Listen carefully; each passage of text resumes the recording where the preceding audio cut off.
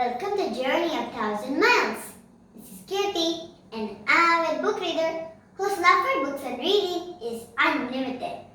Do you have a young reader at home, or are you someone like me who enjoys reading books and is always on the look for new books to read? If so, you are in the right place. I enjoy talking about the books that I read, and my reviews are spoiler-free. So, what are you waiting for? Subscribe to this channel and welcome to the world of reading.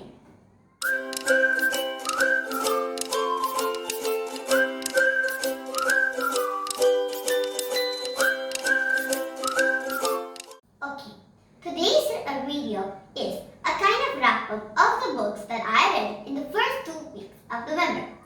It's basically mini book reviews and first of a kind for me to do. I have 4 books with me for today's wrap-up, and there is also a 5th surprise book. But that is for the next review. If you have any guesses on what that book could be, leave your comments below. Okay, without further ado, let's get into the wrap-up. First on my list is The Witches, written by Roald Dahl and illustrated by Quentin Blake. This is among my favorite books in the Roald Dahl collection, along with Matilda and few others. And this is not my first time reading this book. It is a reread and finally from my own copy, which my mom bought on a deal. I first read this book when I was 7, and it was a library copy. I actually got to this book after reading many of Roald Dahl's other books, as my mom thought that it would be scary for me to read at that time. But don't be deceived by the cover of this book or the blurb on the back. It is actually a fun, hilarious and adventurous book to read. This book is about a boy and his grandmama who knows all about witches, as she is a retired witchophile herself. A witchophile is someone who studies witches and tries to hunt them down. As per grandmama, all witches seem like nice people, but witches are devils in women's clothing. If you see a woman slightly limping, wearing gloves, itching their head like crazy, with big nose holes, holding their nose as they pass children, and their iris keeps changing color, then you need to run like crazy, because that woman could be a witch. The Grand High Witch has concocted a plan to wipe out all the children of England. But our brave protagonists have a plan to intervene. Grandmama and the little boy are on a mission to save all the children of England from the horrible English witches. Will they succeed? Will they even survive? To find out the answer to these questions, you need to read this book. The illustrations in this book by Quentin Blake are simply fascinating, just like all the other Roald Dahl books. I am a great fan of Quentin Blake and his illustrations. Next is Camp Sweets, Monster Fun at Summer Camp, written by Nandini Nair. A small thin book which you can finish quickly. And look at the cover. Do you see all the gulab jamuns, rasagullas, jalebis and other sweet confections? Many of you would cry with joy if your mother sent you to a summer camp where you learned to make sweets. But not Raj. Yes, his mother is the owner of Tasty Mithai Bandar, the best sweet shop in town, but that doesn't mean Raj likes sweets. In the camp, he makes friends with Sujit, an enthusiastic boy who wants to own a sweet shop when he grows up, and Lata, a girl who is not that interested in the sweets, have come to the camp after being forced by her parents.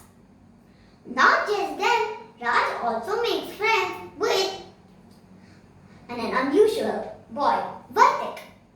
And this friend makes his time at the camp even more fun. To make sure this book. Just one piece of advice: make sure to have some sweets by hand. You get lots of sweet cravings while reading this book. The next book is The Dog Who Saved the World, written by Ross Belford. Okay, for those of you who have been following the channel from the start, you will know that this is not my first book from Ross Belford. For those of you who are new to the channel, my first video in this channel is about the kid who came from space, from the same author. If you have not checked that out yet, please do. Okay, now let's see what the blurb of this book has to say. When 11-year-old Georgie befriends an eccentric retired scientist, she becomes the test subject for a thrilling new experiment, a virtual reality 3D version of the new future.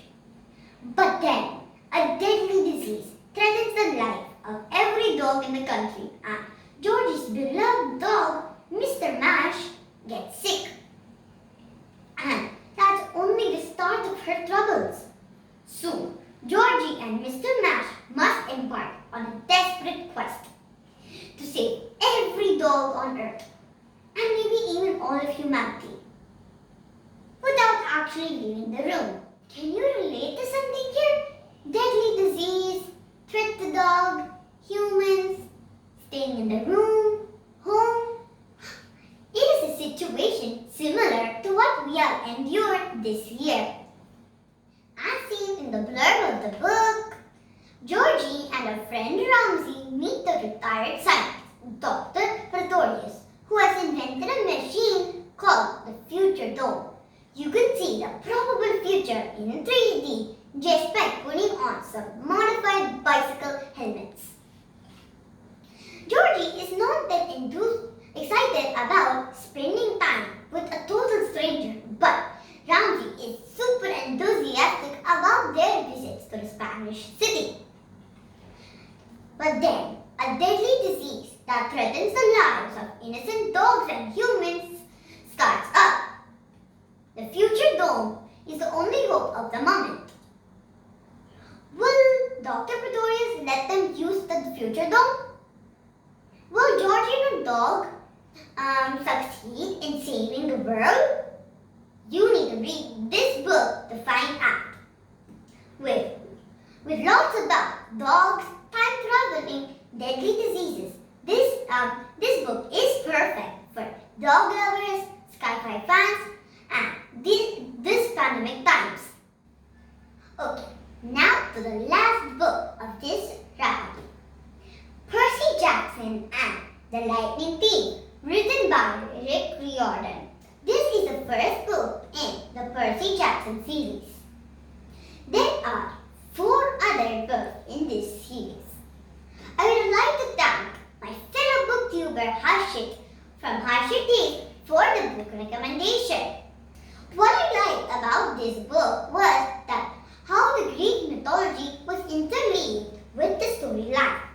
While reading this book, I learned a lot about the Greek mythology. Percy Jackson was just a 12-year-old, going to school, playing, talking with friends, grumbling about homework, playing sports, and doing school assignments. He is diagnosed with ADHD and dyslexia, which results in him getting into lots of trouble and changing schools every year. Things were normal until he accidentally vaporized his algebra teacher. After that, Percy knew that there was something different about him. He soon found out that he is a demigod. What is a demigod? A demigod is the offspring of a god and a mortal. Percy's father is a god and his mother is a mortal, which makes him a demigod. His best friend Grover is a satyr who is sent from Camp Half-Blood, a camp for kids like Percy where they are taught to fend off the monsters that they will later face. Just when things are getting as normal as they can be when you are a demigod, Percy finds out that Zeus, the Greek god of the sky, thinks that Percy stole his missing lightning bolt. Now, Percy, Grover, and Annabeth, another demigod that Percy meets, must go on a quest to stop a massive war that will make the Trojan War look like a tiny balloon fight from happening and find out who really stole that lightning bolt. Percy Jackson is a half-god, half-boy who turns later on into an all-hero in spite of his disabilities. This book is an exciting and adventurous read. I became a great fan of Rick Riordan after reading this book. This is one series that young book lovers should not skip.